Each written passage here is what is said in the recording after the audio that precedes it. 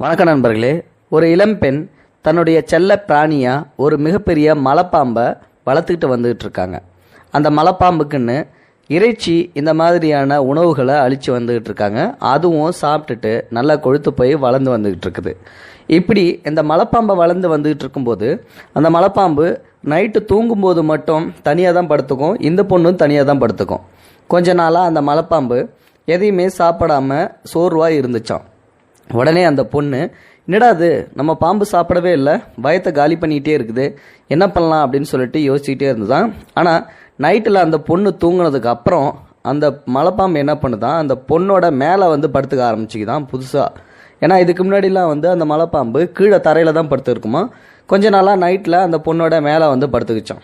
இந்த பொண்ணு தூங்கி முழிச்சு பார்த்த உடனே பாம்பு மேலே படுத்துருக்கிறத பார்த்துட்டு, சரி நம்மளோட பிரியமச்சு தான் வந்து படுத்துருக்குதாட்டுக்கு அப்படின்னு சொல்லிட்டு, சரி இருக்கட்டும், நம்ம மேலே பாசமாக இருக்குது, ஆனால் ஏன் சாப்பிட மாட்டேங்குது எதையும் அப்படின்னு சொல்லிட்டு எவ்வளவோ முயற்சி பண்ணி பார்க்குதான். ஆனால் அந்த பாம்பு எதையுமே சாப்பிடவே மாட்டேங்குதான்.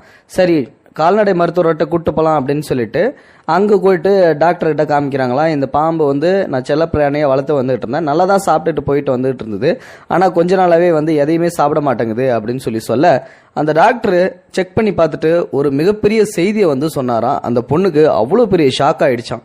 என்ன செய்தி அப்படின்னா, இந்த பாம்பு உங்களை கொன்று சாப்பிட்றதுக்கு தான் தயாராகிட்டு இருக்குது. உங்களுடைய நீளத்தையும் உங்களுடைய அகலத்தையும் ராத்திரி நேரத்தில் நீங்கள் தூங்கும்போது அது அளந்துக்குது.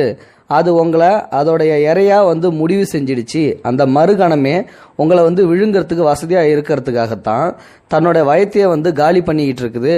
எப்போ அதோட வயிறு ஃபுல் எம்டியாக இருக்குதோ அந்த மறுகணமே உங்களை கொன்று அது முழுங்கிடும்.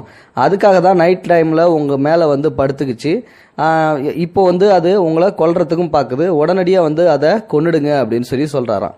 இந்த கதையின் மூலமாக என்ன சொல்ல விரும்புகிறேன் அப்படின்னா, உங்களை சுற்றியுள்ள அனைவரும், உங்களை அரவணைக்கும் அனைவரும் நல்லவர்கள் என்று கருதுவது ஆபத்தானது.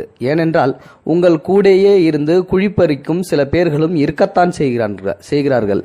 உங்களை விழுங்கி ஏப்பம் விட தயாராக இருக்கும் அந்த மலைப்பாம்பை போன்ற நண்பர்களையும் மனிதர்களையும் இனம் கண்டு கலைந்து விடுங்கள் என்பதே பொருள்.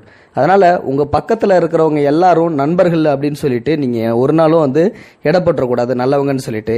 என்னைக்கு வேணாலும் உங்களுக்கு அது ஆபத்தாக இருக்கலாம். அந்த மாதிரி ஆளுங்ககிட்டலாம் ஃப்ரெண்ட்ஷிப்போ பழக்க வழக்கமோ இருக்கிறத நிப்பாட்டிடுங்க. இந்த வீடியோ பிடிச்சிருந்தா லைக் பண்ணுங்கள், உங்கள் ஃப்ரெண்ட்ஸுங்களுக்கு ஷேர் பண்ணி விடுங்க. கூடவே நம்ம சேனலையும் சப்ஸ்கிரைப் பண்ணி விட்டுருங்க. தேங்க்யூ ஃபார் வாட்சிங்.